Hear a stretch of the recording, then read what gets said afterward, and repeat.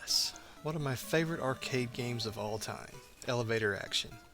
That music will get stuck in your head all day. In this game, you take on the role of Agent 17, codenamed Otto. Your assignment: find all the secret documents in a rather tall building, all of which are conveniently hidden behind red doors. You can use your environment to drop lights on enemies' heads or squish them with elevators. You can also shoot or drop kick all of your enemies into oblivion.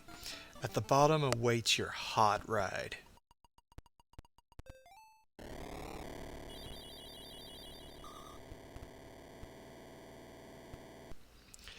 I found out that there was a sequel to this game about a year ago. Somehow I just missed it.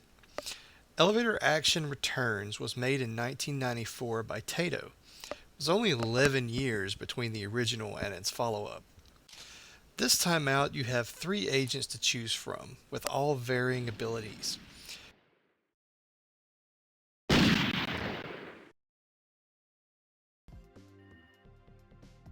Cart Bradfield, Edie Beret, and Had the Taff.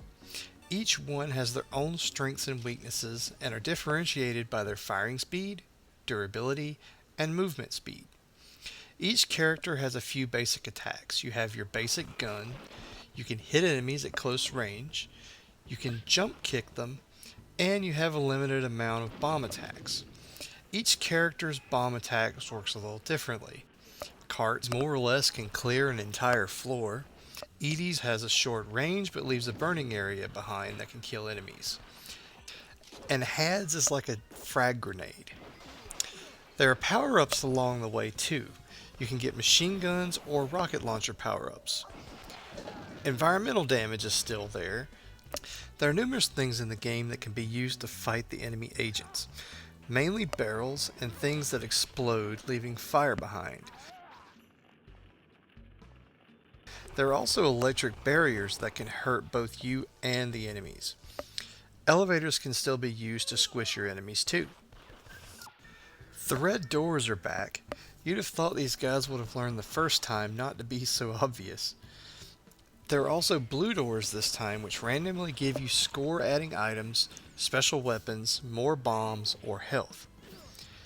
Each level also ends with your agent hitching a ride on some sort of vehicle, but nothing like that original hot ride. Basically, Elevator Action Returns takes everything that made the first game fun, but amplifies it. While the music is not as catchy as the original, the music for this game is pretty solid and has some great tracks. There were about 400 of these machines made, so like many of the games I cover on this show, it may be a little difficult to track down. However, the game was released for the Sega Saturn in 1997, which also included the original Elevator Action. It was also included in Taito Legends 2 in 2007 for the PS2, Xbox, and Windows. Despite all of its improvements, to me it lacks the charm of the original. Maybe it's just that music. Elevator Action Returns is still a blast to play and definitely worth your time in checking out. One other thing to mention is that this game is not a single player game, it is a multiplayer game. It allows you and a friend to play at the same time, which, unlike the original, which was only a single player game. So, once again, thanks for watching Classic Credits. Hope you enjoyed the episode. If you like it, subscribe, and we'll see you next time, where I hope to show you some games that you may have forgotten or never even heard of.